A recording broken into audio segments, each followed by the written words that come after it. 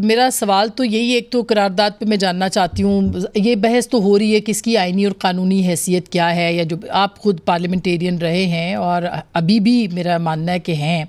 तो आपको लगता है कि ये जो करारदाद है ये सिग्निफिकेंट है, ये महाजराई और बढ़ेगी, क्या हो सकता है?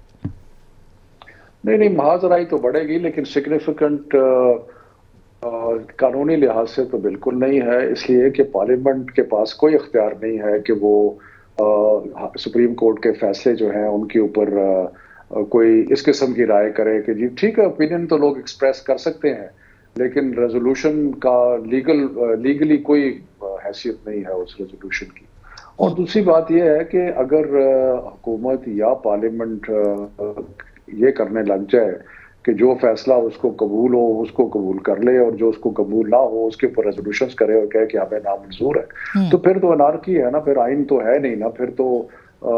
आगे आगे बढ़ा नहीं जा सकता, बल्कि फिर एक बिल्कुल ही एक अजीब सा जंगल वाला माहौल जो है वो पैदा हो जाता है। तो इसलिए मेरा ख्याल है कि ये जो पार्लियामेंट का रेजोल्यूशन है, ये एक मीडिया की हद तक कह लें या एक बैकग्राउंड की हद तक कह लें, लेकिन इसका कोई हैसियत बिल्कुल कानूनी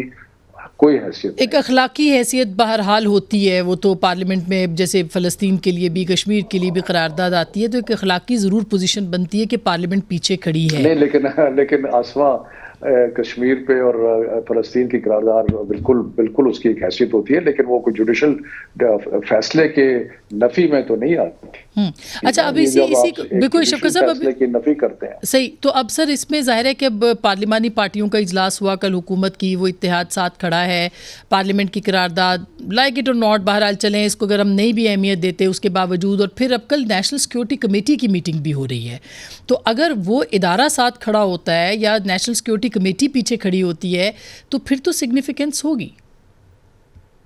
देखिए जी, वो उसका पार्लियामेंट की करारदाद तो नहीं है, लेकिन वैसे देखें, बात यह है कि फैसला जो सुप्रीम कोर्ट का आया है वो लाजिम है कि सब ने उसको फैसले को मानना है। ये आइन में लिखा है कि जब सुप्रीम कोर्ट एक डिसीजन करती है तो उसको मानना पड़ता है, और चाहे आपको इतराजात हों चाहे कुछ हो, रिव्यू पिटीशन की एक ऑप्शन भी मौजूद है। ये तो नहीं हो सकता ना कि आप कहें कि हमें मंजूर नहीं। तो नेशनल सिक्योरिटी कमेटी बहुत ही अहम अदारा है, लेकिन उसके पास ये अख्तियार तो नहीं है कि वो ये करे कि वो सुप्रीम कोर्ट के फैसले को रद्द कर दे। तो इसलिए मेरा ख्याल है कि ये हम अपने सारे बहरान जितना भी है, मेरा ख्याल है कि उसमें माशी बहरान को भी मैं इंक्लूड करूंगा। अगर हम स्ट्रिक्टली कॉन्स्टिट्यूशन को फॉलो करें तो सारे मामला तय हो सकते हैं कि हम सुप्रीम कोर्ट को अपनी इज्जत और मुकाम दें। अगर उनके आपस में कोई प्रॉब्लम्स हैं तो वो उनके अंदरूनी मामला हैं, वो अंदरूनी मामला खुद वो तय कर सकते हैं, और जरूरी भी नहीं होता कि हर चीज के ऊपर कोई कंसेंसस हो कोर्ट्स में। लेकिन दुनिया जहान के जो सुप्रीम कोर्ट्स हैं उनके कंसेंसस जरूरी नहीं होता।